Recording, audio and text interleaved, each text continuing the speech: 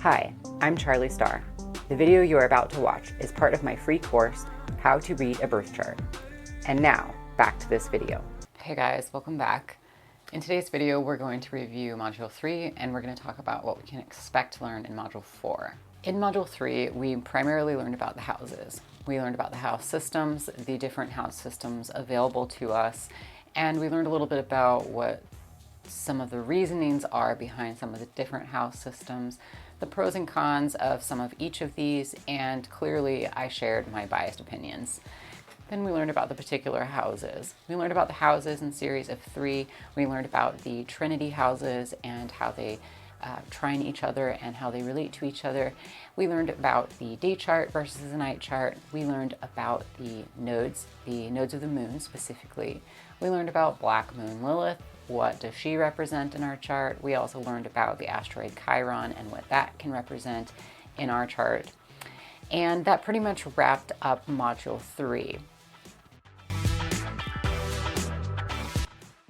Now we're beginning Module 4. And in Module 4, we are going to be learning about the dignities of each planet. Primarily, we're focusing on the conditions of the planet, and that just really describes how the planet behaves in different signs, in different aspects, and different parts of the chart. It's going to behave a little bit differently. So we're going to focus on that. Then we're also going to talk about chart interpretation and putting the chart together as a whole. So we're going to kind of review some different methodologies for ways to approach interpreting the chart. At the beginning, we talked about different perspectives on the chart and different approaches to the chart in more of a general sense. But in Module 4, we're going to be applying those approaches. So we'll pull up a couple charts and I'll walk you through some of the interpretations of each chart that we're looking at and the different possibilities that could arise with the birth charts of different people. So it's mostly going to be hands-on. Module 4 is going to be really where everything comes together.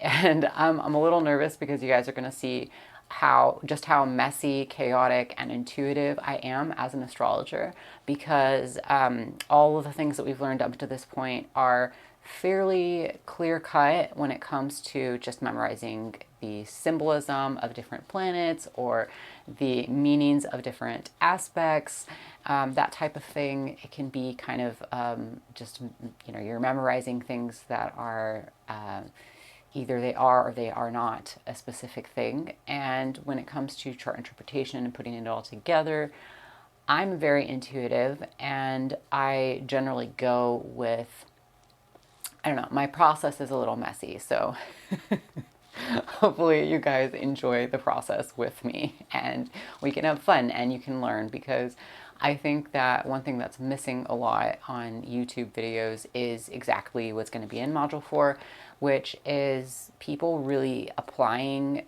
the things that you're learning in different videos into actual chart interpretation. So, I mean, we talk a lot about learning to read a birth chart for yourself being important because it's going to put all the pieces together, as opposed to just reading one person's interpretation of what Jupiter in Libra means, for example, right? So, but in practicality, putting all of that together is a bit messy, and it definitely is where the art form of astrology comes into play.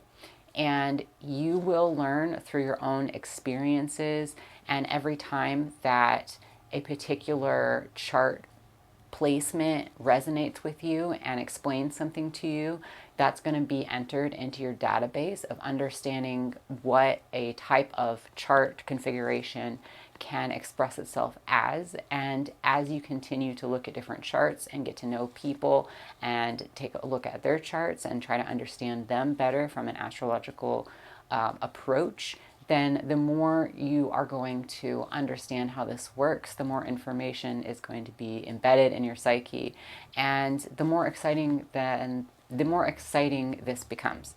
We're also going to learn about chart rulership. What is the planet that rules your entire chart? How does that express itself? What does that mean?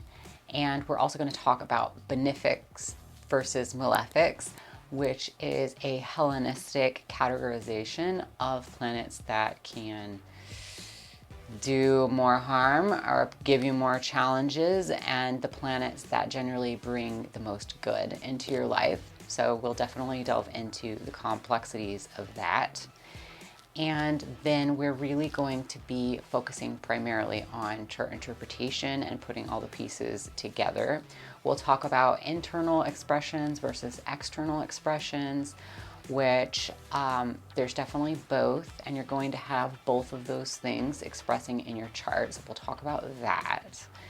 And it's going to be fun. It's going to be exciting. I'm looking forward to it. And we're going to do it.